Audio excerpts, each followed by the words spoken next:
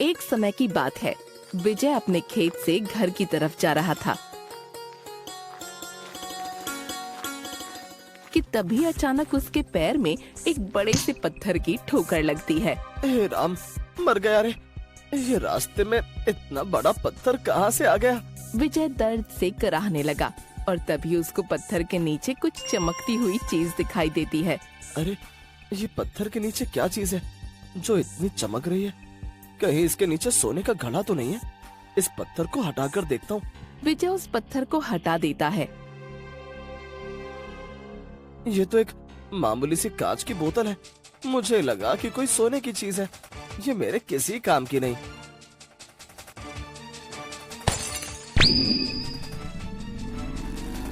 अरे, ये इतनी भयंकर रोशनी कैसी? कुछ ही देर में उस रोशनी से एक जिन्न बाहर आता है, जिसे देखकर विजय बहुत डर जाता है। जो हुकुम मेरे आका। कौन हो तुम? और तुम मुझे आका क्यों कह रहे हो? मैं कई वर्षों से एक बाबा के श्राप के कारण इस बोतल में कैद था। तुमने इस बोतल को तोड़कर मुझे आजाद किया है।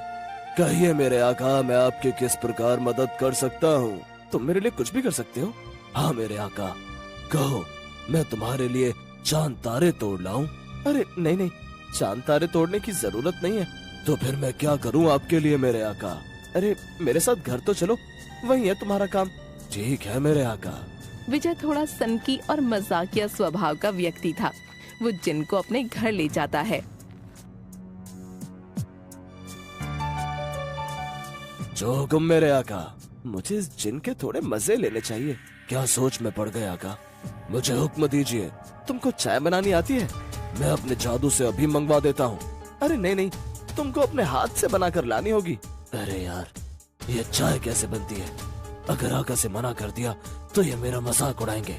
क्या हुआ? क्या नहीं आती चाय बनाना? अरे नहीं नहीं, मुझे आता है चाय बनाना। तो वो रही रसोई, जाओ एक गर्मा गर्म चाय बनाकर लाओ। जिन्न चाय बनाने रसोई में चला जाता है। अरे, ये आका ने मुझे किस मुसीबत में डाल दिया। सबसे पहले जिन्न ने एक पतीला लिया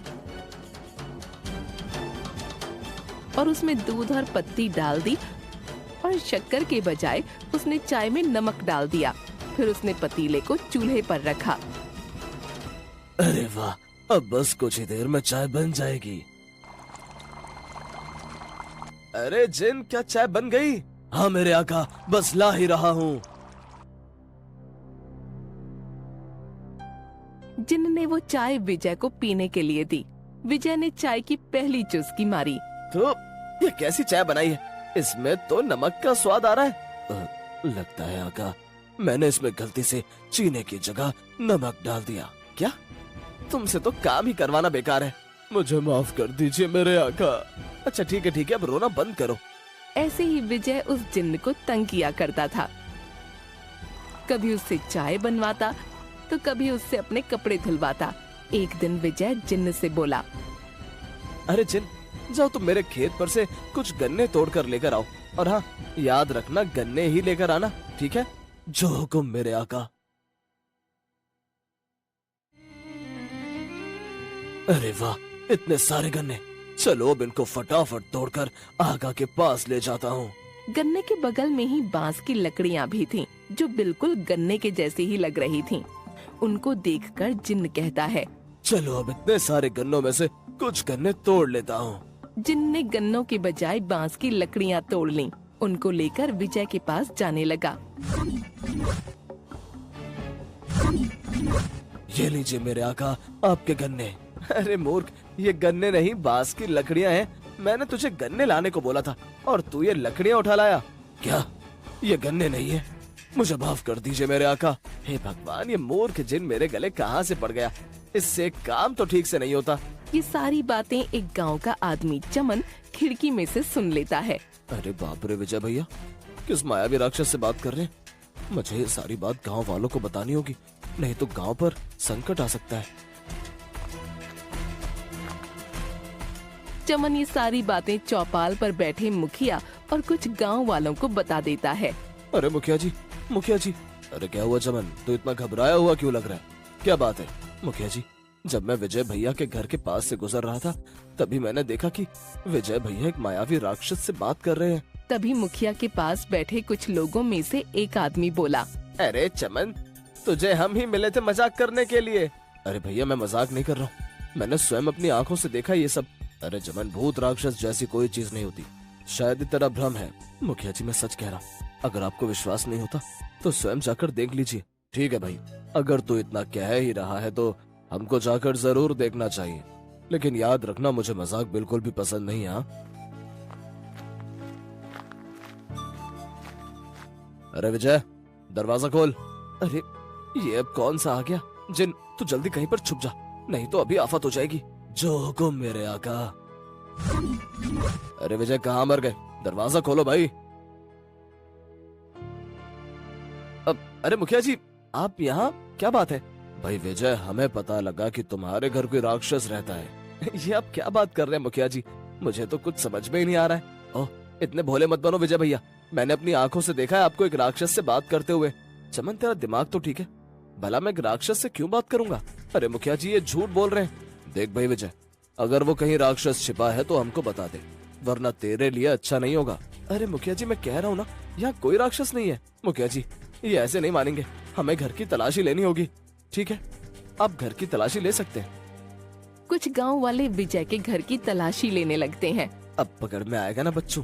पूरे घर की तलाशी हो जाने के बाद गांव वाले मुखिया से कहते हैं, अरे मुखिया जी यहाँ तो कोई भी नहीं है, शायद ये चमन हमको बेवकूफ बना रहा है।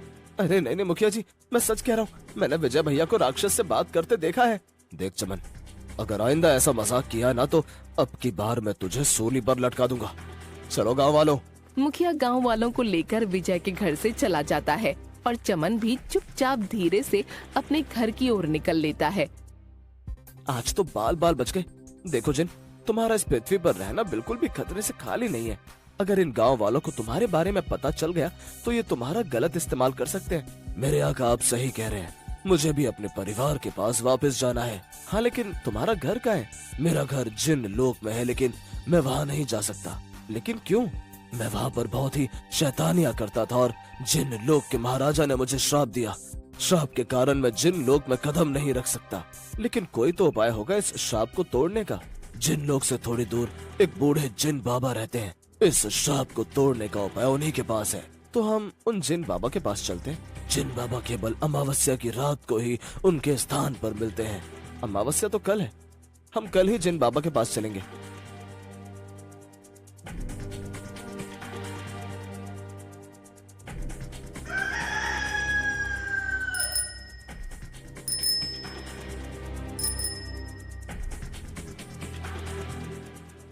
अगले दिन की रात को जिन्न विजय को लेकर जिन्न बाबा के पास जाता है।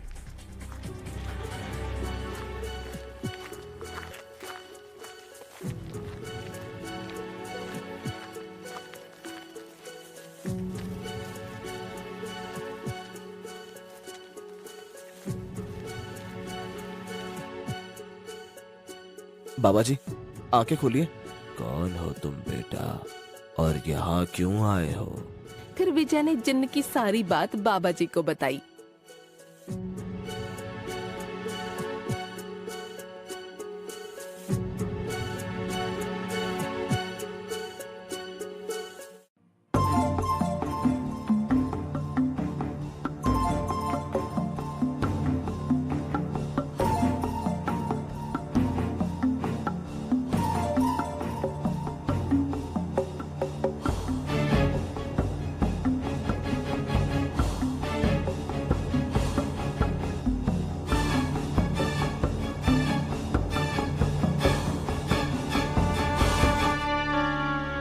अब आप ही कुछ उपाय बताइए ना बाबा जी। एक उपाय है, लेकिन उपाय बहुत कठिन है। आप उपाय बताइए बाबा जी, मैं सब कुछ करने को तैयार हूँ। तो ठीक है, सुनो। फिर जिन्न बाबा ने विजय के कानों में वो उपाय बता दिया। और हाँ याद रहे, तुम्हें ये कार्य अकेले ही करना होगा। तुम इस जिन्न की मदद नहीं ले सकते क्योंकि ये श्रापित है। ठीक है बाबा जी। जिन्न बाबा के बताए अनुसार सबसे पहले विजय एक घने जंगल में जाता है। सबसे पहले मुझे नारियल के पेड़ों को ढूंढना होगा। विजय धीरे धीरे जंगल में आगे बढ़ने लगता है और कुछ दूर चलने के बाद उसे वो नारियल के पेड़ दिख जाते हैं। जिन बाबा ने कहा था एक नारियल के पेड़ पर जिन की तस्वीर होगी, मुझे उस पेड़ में से एक नारियल तोड़ना होगा। फिर विजय उस नारियल के पेड़ को देखता है जिस पर जिन्न की तस्वीर थी। अरे ये पेड़ तो बहुत ऊंचा है, इस पर से मैं नारियल कैसे तोड़ूं? अगर मैं इस पर से गिर गया तो मेरी तो हड्डी पसली एक हो जाएगी। थोड़ी देर सोचने के बाद विजय को जमीन पर एक पत्थर दिखाई दिया। फिर उसने उस पत्थर को जोर से फेंक कर मारा। अरे मैया लग गई रे। विजय उस नारियल को लेकर जिन्न बाबा के पास जाता है।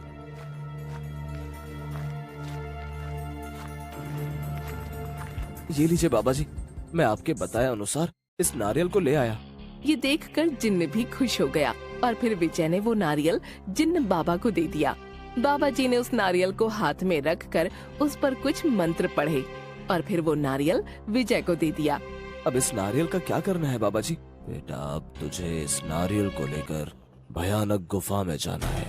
वहाँ पर तुझे एक चुड़ैल दिखाई देगी। तुझको उससे इस नारियल के बदले जिन लोक की चाबी मांगनी होगी। बाबा के बताए अनुसार विजय उस भयानक गुफा में चला जाता है।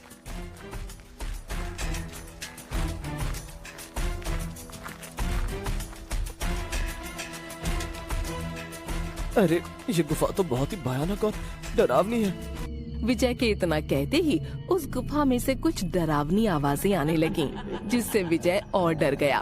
कौन हो तुम और सामने क्यों नहीं आते? फिर तभी गुफा से एक चुड़ैल की आवाज आती है। तुम यहाँ क्यों आए हो?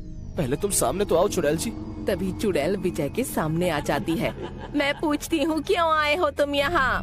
मुझको जिन बाबा ने भेजा है आपके पास चुड़ैल जी। जिन्न बाबा ने? किस लिए? हमें आपसे जिन लोक की चाबी चाहिए। क्या?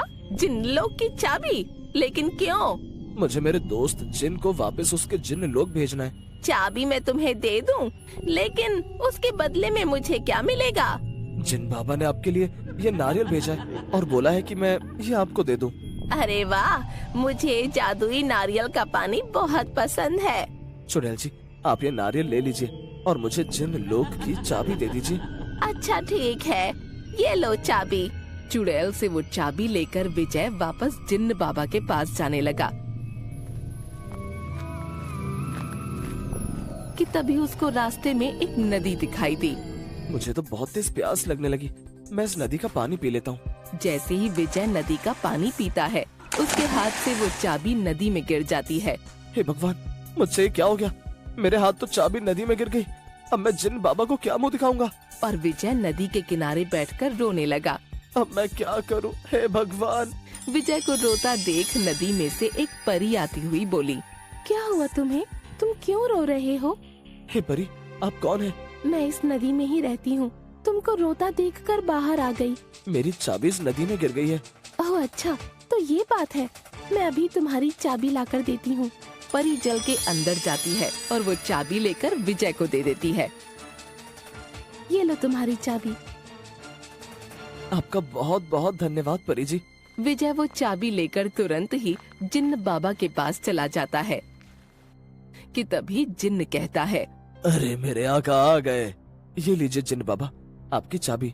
बेटा, अब तुम दोनों जिन्न लोग जाओ और इस चाबी से जिन्न लोग का दरवाजा खुल जाएगा और ये जिन्न भी श्राप से मुक्त हो जाएगा। ठीक है बाबा जी।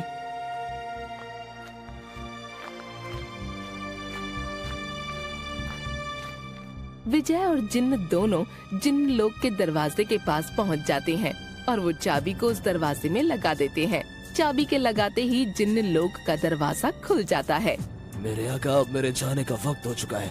मैं आपका बहुत बहुत धन्यवाद करता हूँ जो आपने मुझे इस श्राप से मुक्त कर दिया। जाओ, तुम्हारा परिवार तुम्हारा इंतजार कर रहा है। और हाँ, मैंने तुम्हें इतना डांटा, इसके लिए हो सके तो मुझे माफ कर देना। विजय की आंखों से आंसू आ गए। क्या आप मुझे रोकर विदा करेंगे मेरे आका? फिर जिन्न ने विजय को एक जादुई बक्सा दिया जिसमें बहुत सारे हीरे जवाहरात थे। ये लीजिए मेरे आका, मेरी तरफ से छोटा सा उपहार। और जब भी आप मुसीबत में हो, मुझे एक बार आवाज दीजिए, मैं तुरंत आपके पास हाजिर हो जाऊंगा। ये कहकर जिन्न अपने लोक चला गया।